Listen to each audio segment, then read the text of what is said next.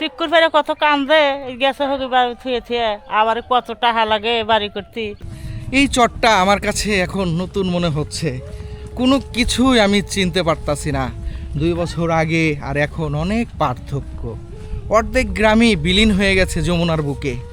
এই যে আসছি দেখুন, এই যে এইখানে স্কুল ছিল, মাদ্রাসা ছিল, আমি এই রাস্তাতে বহুবার গেছি আমার এই বাইক নিয়ে।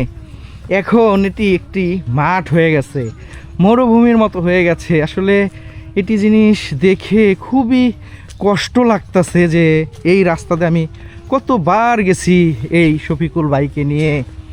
এখন দেখুন এখানে কি অবস্থা। এই নদীতে ভাই চলে যাইতেছে, স্কুলে বাইঙ্গা সরা ভালাইছে, নদীর অবস্থা ভালো না।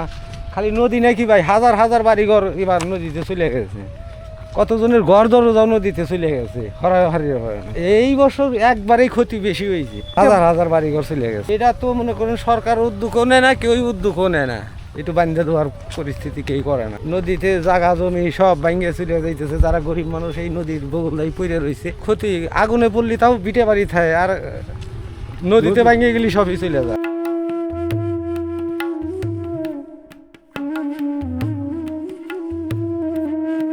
বাড়ি গাড়ি নদী ভাঙাতে চলে গেছে সবাই। হ্যাঁ, এই দেখেন ওই মেলাই ভেঙে গেছে। আরো এনটা মাইল ডাইরেক্ট আসছিল। টাকা লাগবে জায়গা জমি যে সোনকালি হিসাবে, বছর হিসাবে 20,000 15,000 দিয়ে দিয়ে বাড়ি করতে। এটা গোটা হালিয়াল নিবার পারেনি তো, বাংলা এখন কষ্ট করে নেওয়া লাগবো। এই যে এটা হালিয়াল নিবার পারি না তো, ঘর ভাঙ্গে নিবার। কতগুলা পরিবার ছিল এখানে? মেলা ছিল, সে মরা লাগে না। চিকুর ফেরে কত কান্দে গেছে হোক থুয়ে থুয়ে আবার কত টাকা লাগে বাড়ি করতে।